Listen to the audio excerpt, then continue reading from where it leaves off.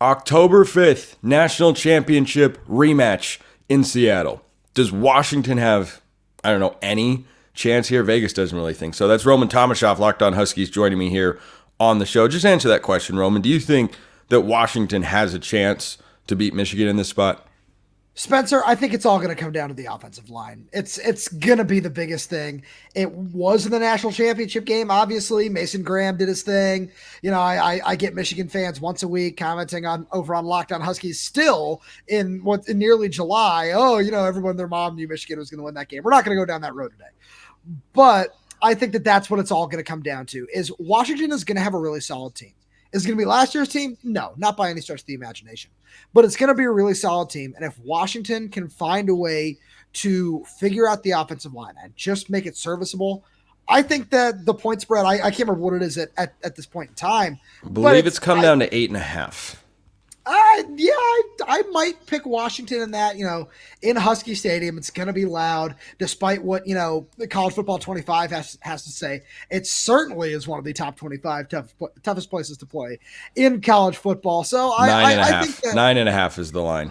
Yeah, I would take Washington. I would take the spread right now. Certainly wouldn't take the money line, but I would take that spread at this point in time because Michigan's also replacing a lot of guys.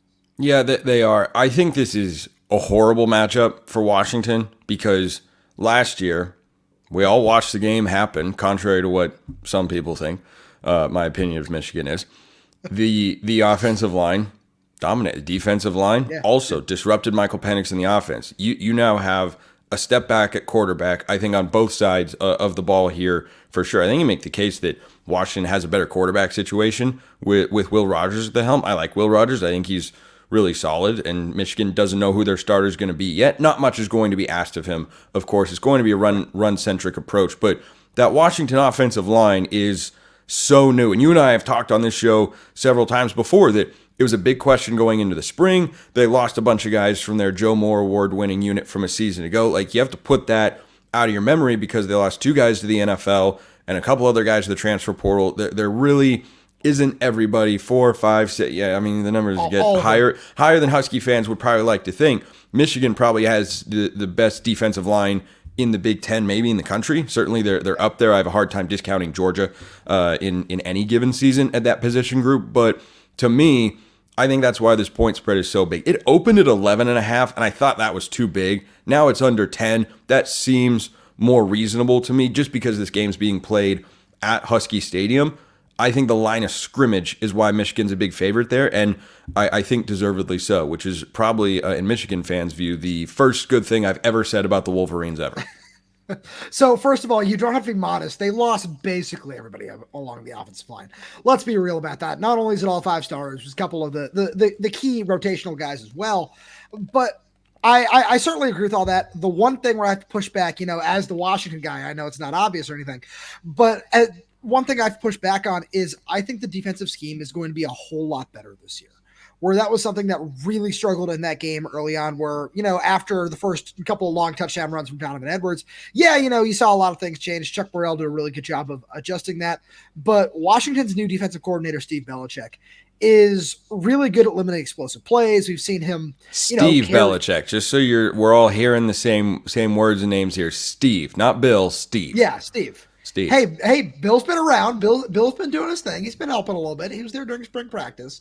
But I think that's something where carrying this defense over is going to be really helpful. Washington got a whole bunch of guys in the transfer portal to help out. I like Ephesians Prysock on the outside at corner. I like Justin Harrington in the nickel playing safety a little bit. That dude can be a real nice extra run defender in the box from safety at 6'3", 220. Cam Broussard from Sac State is somebody that Michigan was actually looking really heavily into, and he ended up choosing Washington, which is a really big win. And then Washington's defensive line is going to be a really big question.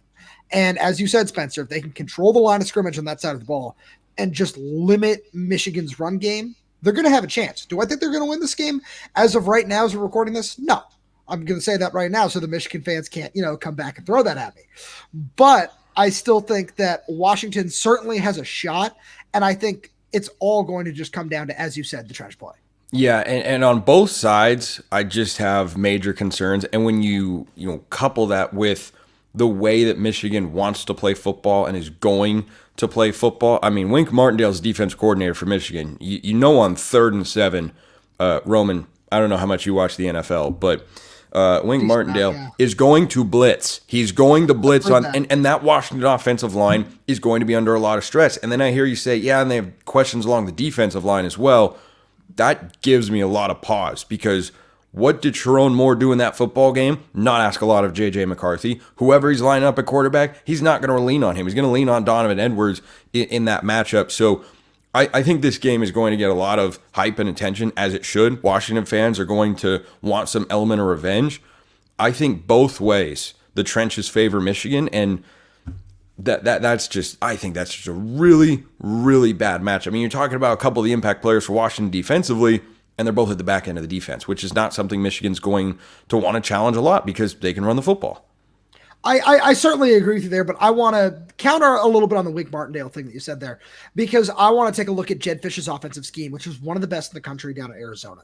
And they did a really good job scheming that offensive line and developing guys like Jonah Savaena, who's probably going to be a first-round pick next year, like Jordan Morgan, who's first-round pick this past year, a couple of the really, really talented players along that offensive line. So I think I have faith in offensive coordinator and offensive line coach Brendan Carroll, but I also have faith in Jed Fish's scheme, which, wasn't Ryan Grubb. It wasn't the number one explosive offense in the country, but it was top 10, top 15. It was a really, really good offense at, getting the ball out quickly and still finding a way to create explosive plays, with Jeremiah Hunter, with Denzel Boston on the outside, with a really, really nice combination of running backs in Jonah Coleman and Cameron Davis, plus another NFL-friendly scheme. Like, you're talking about Wink Martindale with Jed Fish's, where he learned under Mike Shanahan, under Kyle Shanahan, under Sean McVay, and has said himself that his scheme is a combination of those two. And we saw it work really well at Arizona. So those are a couple of reasons that, are they going to win the Huskies the game? Probably not. But I don't think that those things can be discounted. Yeah, I think that's a fair point to raise. Like, Jed Fish is a very good in-game coach. I want to close with this on Washington's schedule, because the front half, look, I think 5-0 is on the table, and then you could look up and Washington could end the year 7-5. I'm not predicting that right now. I'm just saying it's feasible, because the back half of their schedule gets really tough. Michigan, USC, and UCLA all at home. I don't think UCLA is that much of a problem. Iowa on the road, Penn State, and Oregon on the road. Those are all going to be really, really difficult games to win. What do you think is the game that you kind of circle as big for keeping momentum, or having a more high floor on what this season can be? Iowa. I think that's like that's that the pick. one. Yeah, see, that's the one I've been banging the drum all off season over on Locked On Huskies. Everywhere else, and whenever anybody asks me, I have the record set right now at 8-4. That's what I think this team ends the year at. It's because I think they win at Iowa. That's gonna be really tough, but I think that Jed Fish's scheme can find a couple of cracks there in the defense. And I think that this defensive scheme is going to do a really good job of shutting down an Iowa offense. I know, that seems like, whatever term you want to use there. Well, I got no offensive coordinator in there. We'll see if Tim Lester makes a difference. Yeah, we'll get to that at another time. I'll believe it when I see it. Exactly. But I think that that's the one where I look at it and I can say, I say that that's a really big statement to make, where going to Rutgers is the first Big Ten road game. That's one thing. But I think that if you can go into Kinnick and probably Iowa probably ranked inside the top 25.